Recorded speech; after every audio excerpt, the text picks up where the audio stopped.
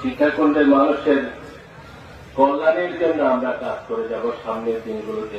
আমার ব্যক্তিগত কথা বলি, আমার একটি মাত্র সন্তান, একটি মেয়ে, বিবাহ উপযুক্ত। মহান রাব্বুল আলামিনের কৃপায় এই বছরের ভিতর বা সামনের বছরের ভিতর যদি বিবাহ শাদী দিয়ে দিতে পারি, তাহলে আমার তেমন ব্যক্তিগত দায়বদ্ধতা থাকবে না। আমার এই জীবনটাকে এই সীতাকুণ্ড মানুষের কল্যাণের জন্য, আমি আপনাদের কল্যাণের জন্য ব্যয় করতে চাই, যদি আপনারা সামনের দিনগুলোতে আমাকে সেই সুযোগ সৃষ্টি করে দেন।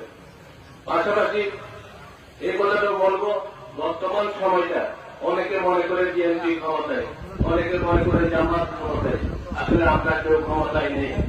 একটা তত্ত্বাবধায়ক সরকার ক্ষমতায় আছে, আমাদের থেকে পাথরটা চলে গেছে। সেই স্বৈরাচারের পাথরটা যেটা আমাদের বুকের উপর চেপে ধরেছিল, যার কারণে আমরা কথা বলতে পারতাম না, সেই পাথর আমাদের থেকে চলে গেছে, আমরা বিশ্বাস দিতে পারছি।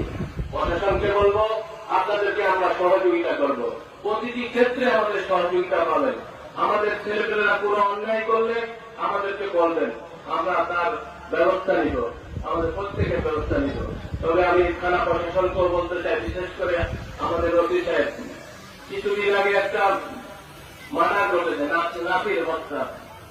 এই হত্যার মামলাটা ওসি সাহেবের রুমে বসে পরিকল্পিতভাবে আমাদের কিছু লোককে ইচ্ছাকৃতভাবে এটা আসামি করা হয়েছে।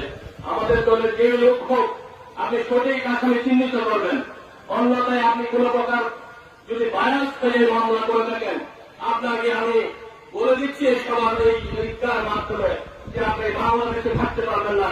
যেখানে থাকেন সেখান থেকে আপনার বিরুদ্ধে আমরা ব্যবস্থা নিব ইনশাআল্লাহ সামনের দিনগুলোতে। এই ছেলেগুলো বিগত অনেক সময় আমার সাথে জেলে কেটেছে। হ্যাঁ, তাদের অনেক ছোটখাটো অপকর্ম আছে, কয়েকজনের অনেক অপকর্ম আছে। আমি জানি তাদের এই অপকর্মগুলো হয়তো এরকম সিরিয়াস কোন অপকর্ম তাদের নেই। সুতরাং ওসি সাহেব, আমি বিষয়টা কিন্তু আমার মাথায় নিয়েছি। আমি এইভাবে আমাদের অনেক মিডিয়াও ইচ্ছাকৃতভাবে এই কথাগুলোকে অন্যায়ভাবে প্রচার করে। তো সুতরাং এটা কোন রাজনৈতিক মঞ্চ নয়, কিন্তু বিষয়টা অবকাশ নেই। যে কোনো সন্ত্রাসের আমরা সামাজিকভাবে প্রতিরোধ করব। আমাদের পৌরসভাতেও এরকম অনেকগুলো বিষয় আছে, আমরা যদি আমাদের কোনো ছেলে করে থাকে, আমরা তাকে সামাজিকভাবে বয়কট করব। আমার কথাগুলো পরিষ্কার, তার রাজনৈতিক বক্তব্য দিব না। সবাই মিলে আমরা সামনের দিনগুলোতে সঠিকভাবে যাতে আমরা দিনগুলো চলতে পারি এবং আপনাদের সকলের সহযোগিতা নিয়ে এই